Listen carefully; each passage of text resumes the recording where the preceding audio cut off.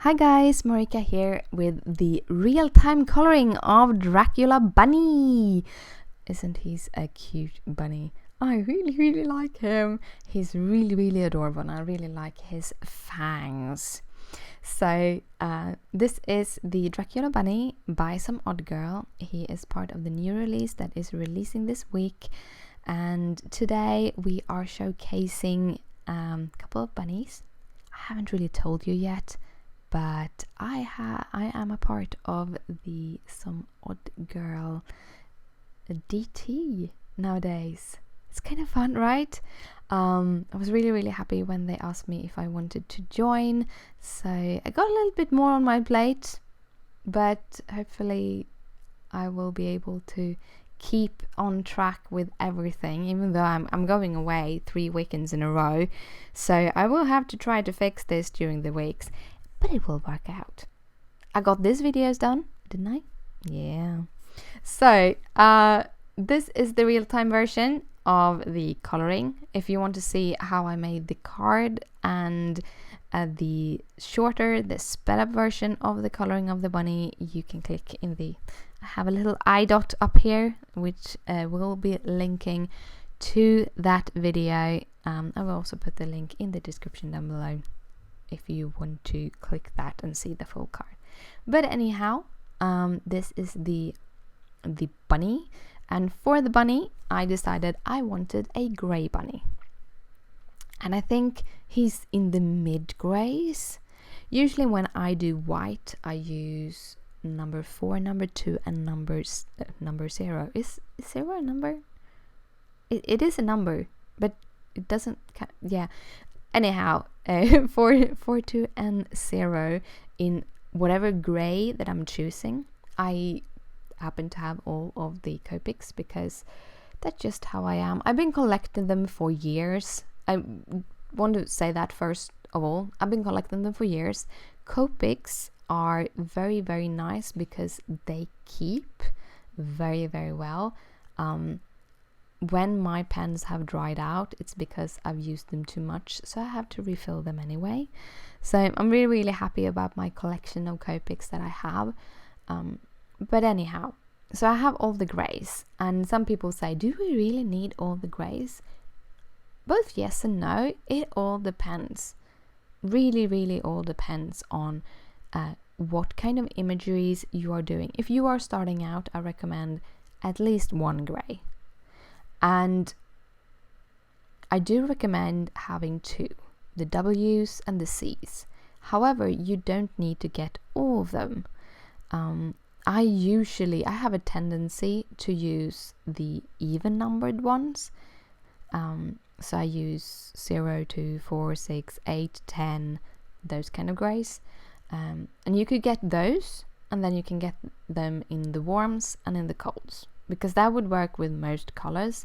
Then you have one which is a little bit towards the browner spectrum and one that is a little bit towards the cooler spectrum.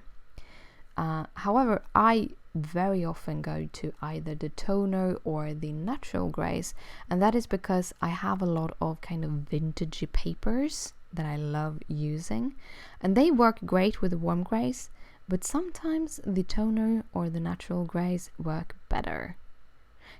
That isn't that big of a difference, so if you only have the warm greys, it wouldn't be a big difference, but I do love using both the neutral and the toners. But in this case, the pattern papers I'm using is actually even a little bit more towards the warmer greys, so I thought the warmer grey would work perfectly with them. And I wanted the little bunny to be a little bit darker. When I do lights, I do, as I said, 4, 2 and 0, and then I use the colorless blender for the kind of white parts of the bunny, as they don't add any kind of color, but they will push a little bit on the 0, so you will have more even blend. In this case, I took number 6, 4, 2 and 0, which means that the whitest part of the bunny, or the lightest part of the bunny, will actually be grey. And then the 6 is a little bit darker, so you get the dark shadow, you get the contrast. You know, I like my contrast. Contrast is wonderful. So that is why I use 4, because I usually feel that I don't get enough contrasts between the 0 and the 4. I rather have the contrast between the 0 and the 6. And then I just add the other 2 in the middle. And I could use all of them. I could use like the 5 and the 3 and the 1 also. But the kind of steps between them are so little that you really don't need them. It's pretty easy to blend between the 2 and the 4. So you don't have to have the 3 in the middle. So yeah. That's my tips on grey.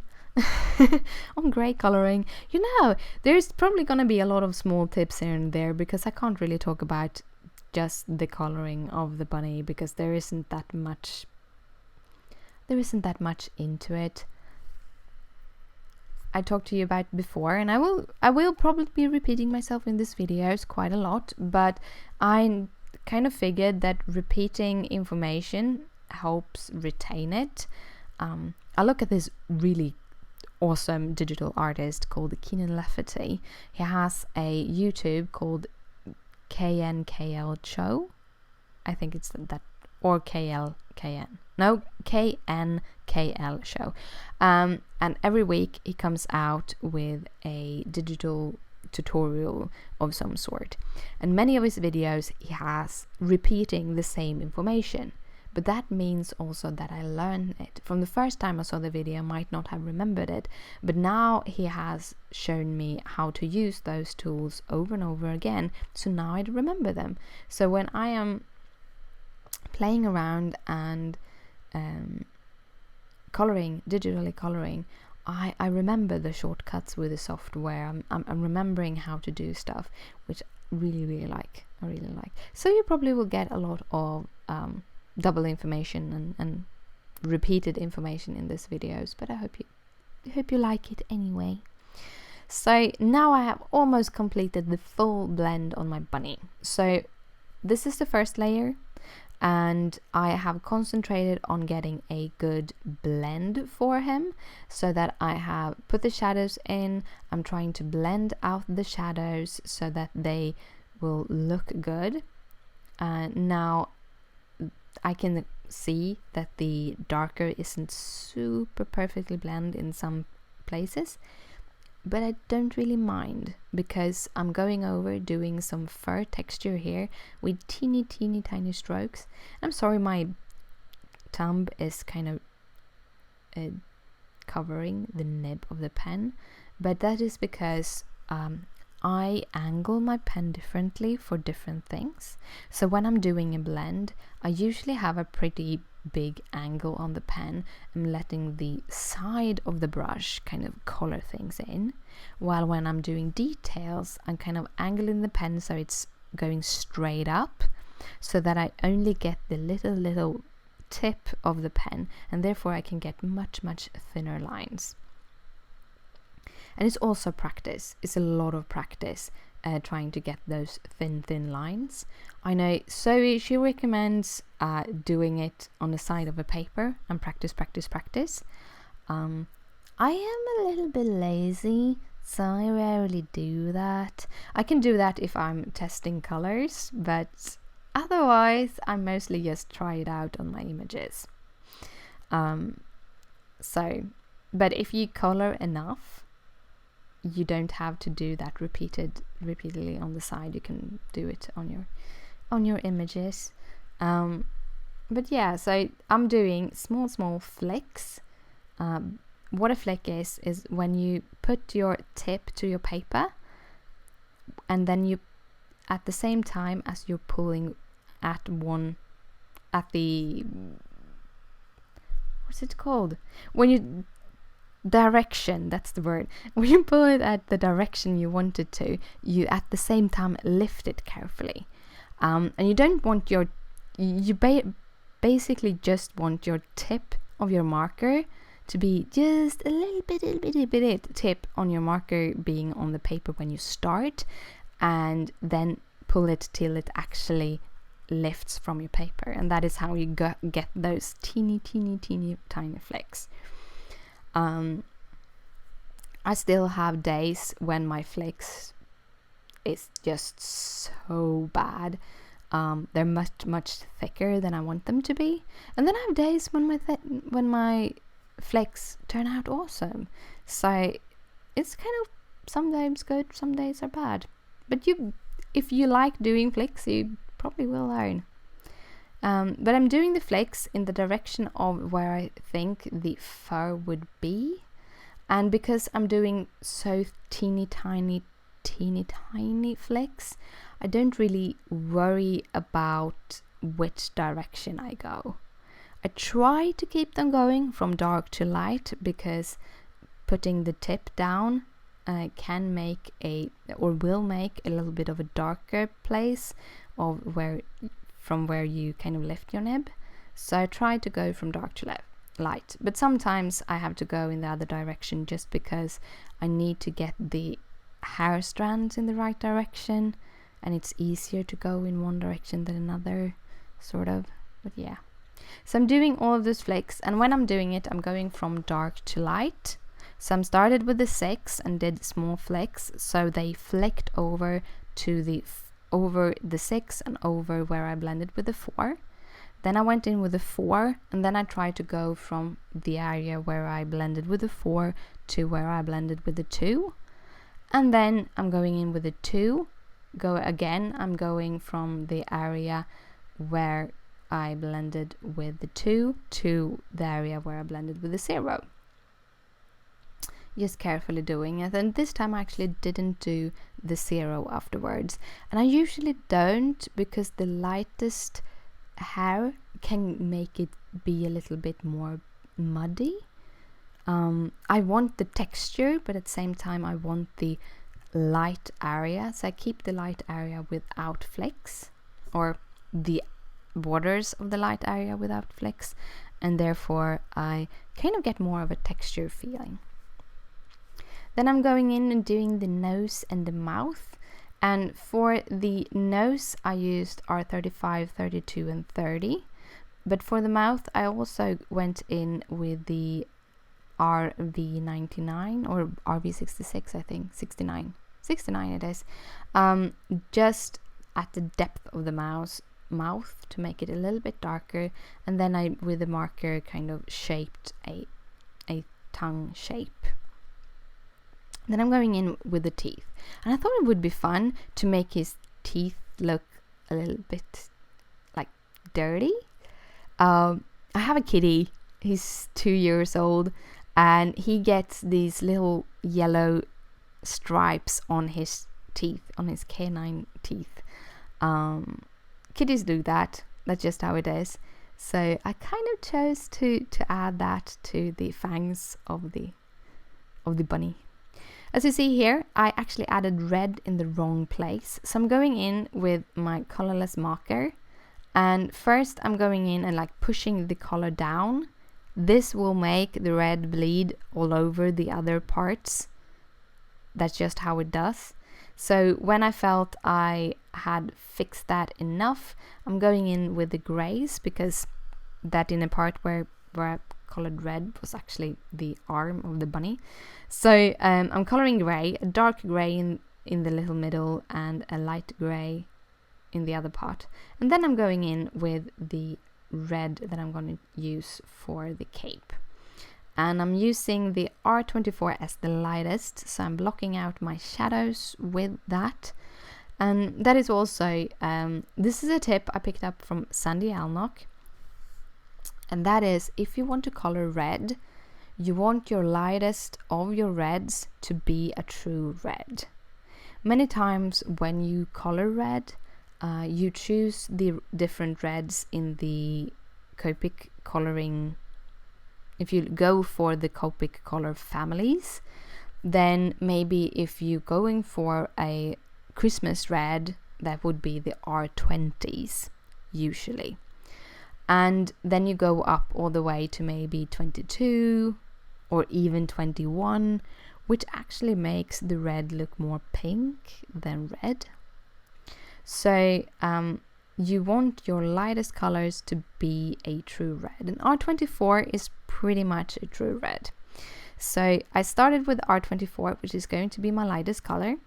I'm using RV99, which is a very deep, dark red, because I want this to be like satin red, the inside of a Dracula cape, satin red. So to blend that out, I'm using the R89, and that is because they're pretty close to each other in darkness, which helps the blend. Darker colors is harder to blend, but this actually helps the blend a little bit. So R89 for those, and then I'm going to go in with, I think, R37 or 39, 37, and then 24. So that is the kind of color schemes. The red, that is basically what I use for Christmas red, but I usually don't have the RV. And I might just have the 59 instead of the 89 for the darkest. So yeah, those are my favorite red Copic combinations. You do get a bunch of favorite Copic combinations, but I've said this before, I feel a little bit guilty if I don't let all my Copics come out and play. So I try to use them all. I try to find color combinations so that I can use them all, so they all get used and they don't feel like they're outside or so the other Copics can't tease them because they are not used or something. Yeah, that sounds a little bit wacko, but something in that. I kind of want to use all my Copics. That is one of those things. I don't like to accumulate supplies that I don't use. I want to use them all. At the same time, I want to have everything. So I have a lot of pens and papers and stamps and stuff. And I do try to use most of them, try to find ways. It's not until this last year that I actually gotten finding new ways of using my distressings, for example. I kind of got stuck in that you only could blend with them on paper, and then I didn't use them as much. And then I learned how to smooch.